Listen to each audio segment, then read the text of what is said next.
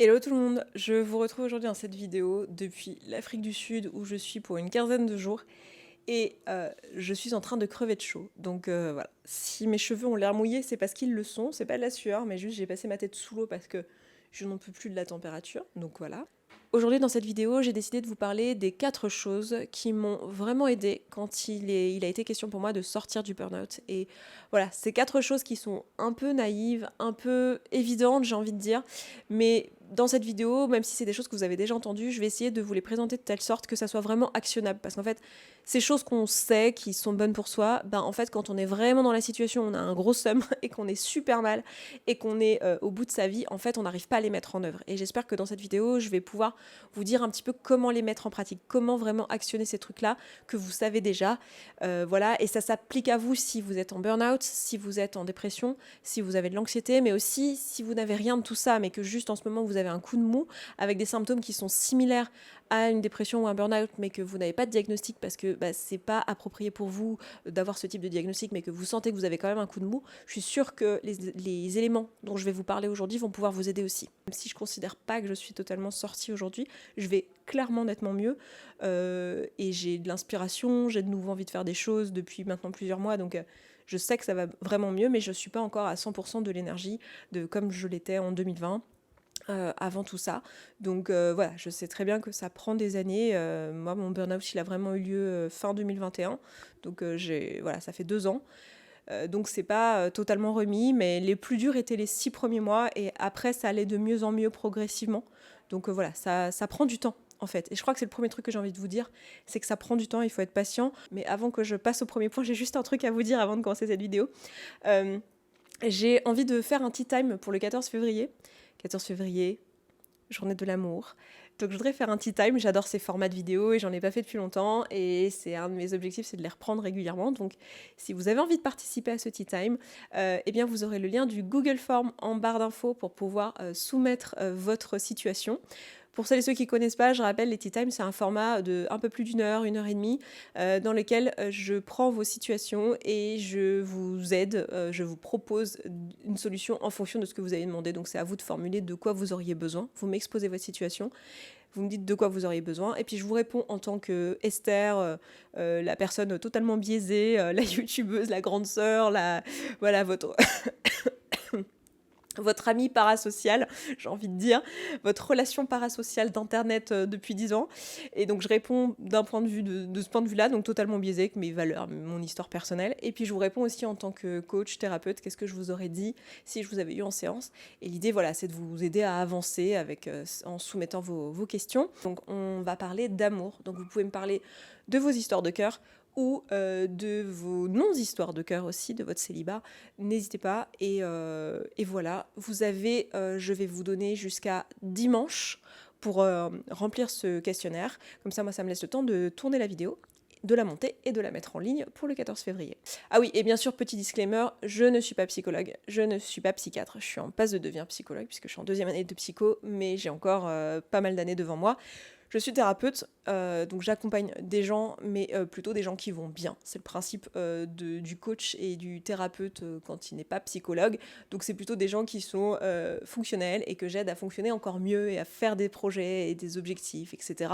Donc voilà, ça veut dire quoi? Ça veut dire que je ne suis pas médecin, ça veut dire que je ne suis pas habilitée à vous donner un traitement ou à vous suivre, etc. Si vous êtes vous-même en situation de burn-out, de dépression, etc. En complément d'un suivi par votre psychiatre ou votre psychologue, oui, mais pas tout seul.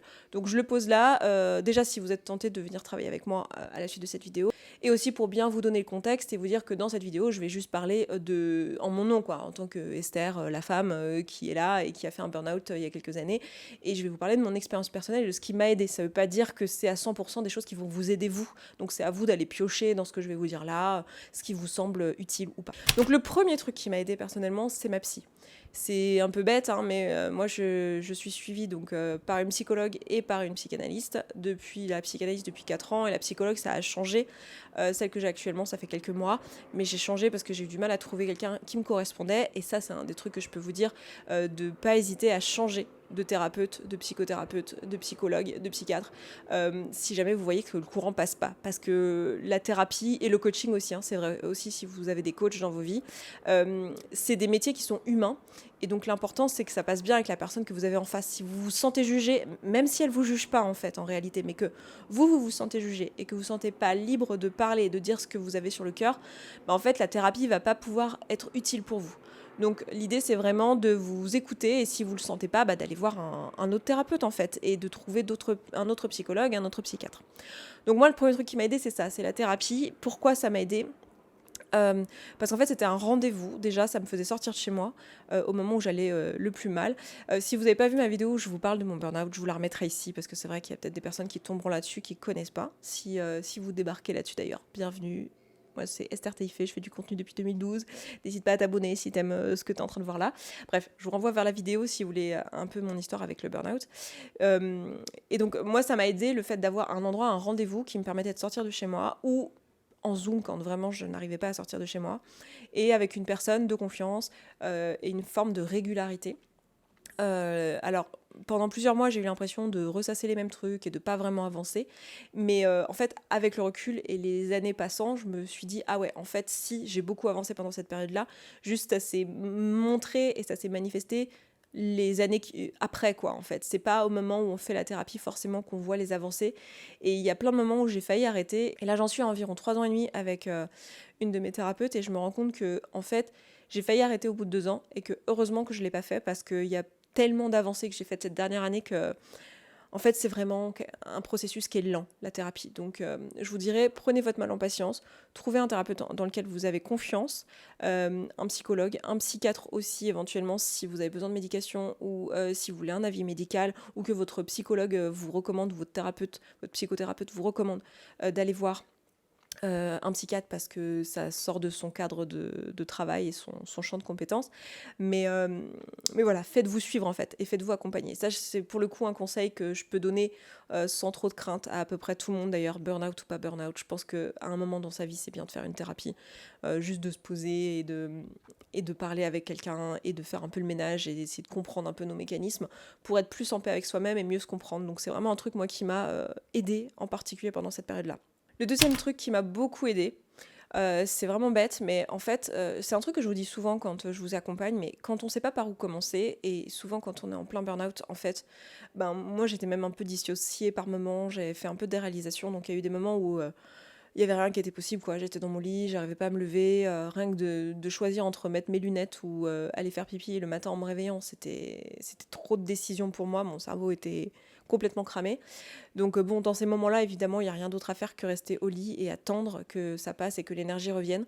Mais les peu de fois où j'avais l'énergie, je ne savais pas quoi en faire et j'en avais tellement peu qu'en fait, je ne savais pas par où commencer. Et ce que je vous dis souvent quand je vous accompagne, c'est que quand on ne sait pas par où commencer, on n'a qu'à commencer très bas dans la pyramide de Maslow et se demander, ok, dans la famille des besoins humains, quels sont les premiers besoins que j'ai ? Et les premiers besoins, tout en bas, c'est les besoins physiologiques. Du coup, moi, ce qui m'a beaucoup aidé, c'est de me dire, ok, j'ai pas besoin de faire plein de trucs, j'ai besoin de juste remplir mes besoins dans l'ordre. Et donc, dans un premier temps, ça va être sommeil, alimentation et mouvement.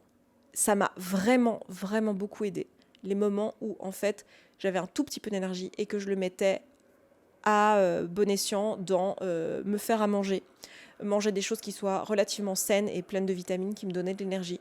Ou si j'avais pas l'énergie de me faire à manger, me commander un Uber Eats, mais me commander un Uber Eats dans un restaurant qui faisait une alimentation variée et saine et avec plein de vitamines, etc. Donc un truc un peu complet, un truc un peu sain.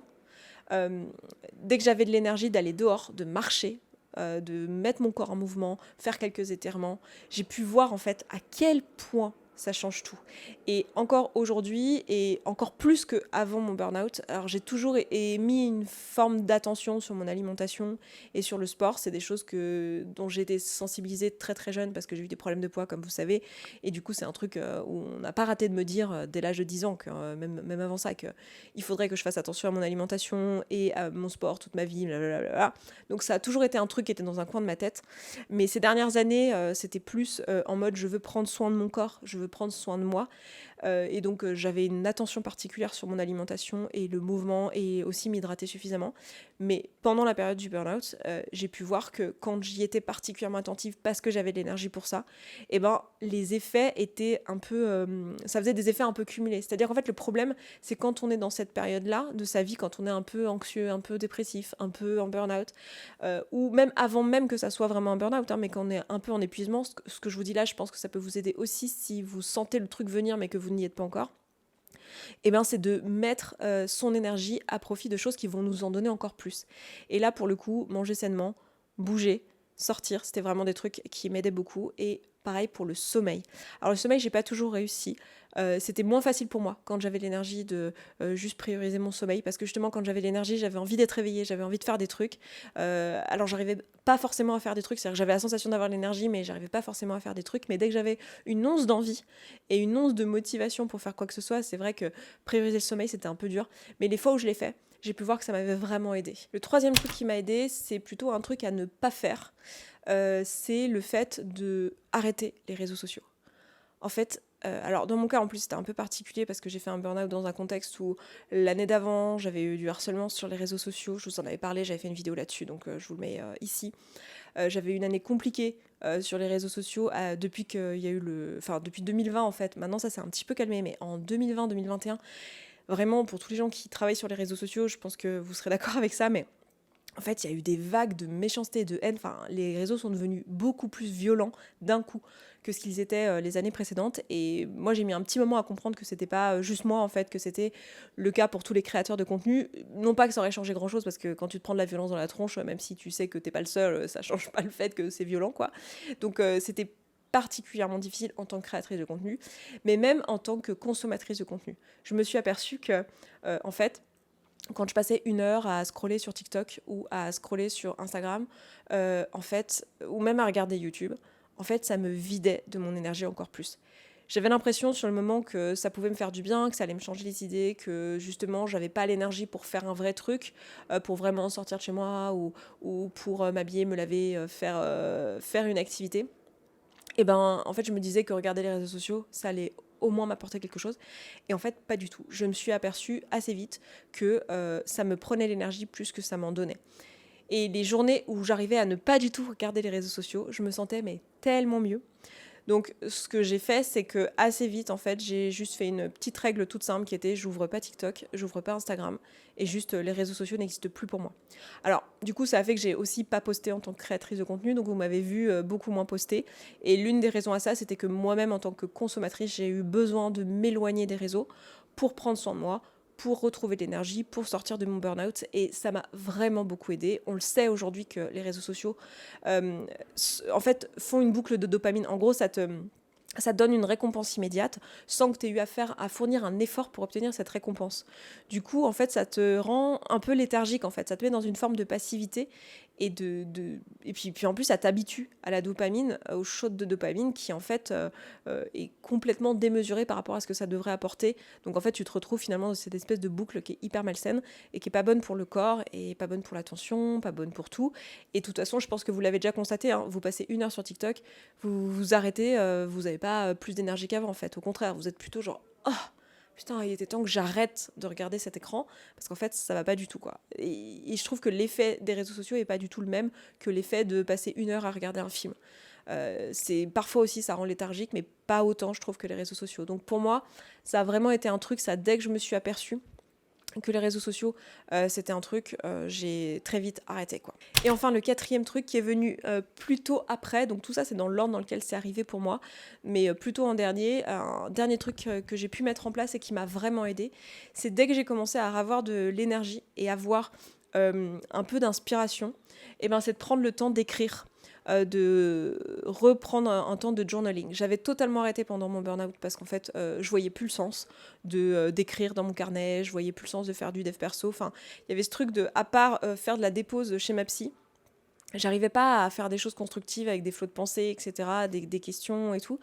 Et dès que j'ai eu un petit peu d'énergie, et que je l'avais déjà utilisé pour me nourrir correctement, boire suffisamment d'eau, faire un petit peu de mouvement, sortir de chez moi, faire un peu de sport, et prendre soin de mon sommeil, en fait pour moi le besoin suivant qui est venu, c'est me donner de l'amour en fait, et me donner de la sécurité émotionnelle. Et pour ça c'est passé par les exercices, par l'écriture. L'écriture m'aide énormément et évidemment c'est d'habitude que j'ai de toute façon le plus possible, je la garde le plus possible dans mon quotidien depuis maintenant quelques années. Et donc là, pendant la sortie du burn-out, c'est vraiment un truc qui m'a aidée, de juste prendre le temps d'écrire dans mon carnet. Alors, au début, j'étais moins méthodique que je pouvais être avant le burn-out ou avant le burn-out. J'avais ma liste, c'est un truc que j'ai déjà dû vous dire, je sais plus si je l'ai dit ici, mais je suis sûre que ceux qui me suivent depuis longtemps, vous m'avez déjà entendu dire ça, mais moi j'ai l'habitude, dans mon carnet, d'avoir une liste de questions, qui sont des questions que je me pose où je suis juste curieuse à propos de moi-même, et je me dis, tiens, mais qu'est-ce que je pense de ça ?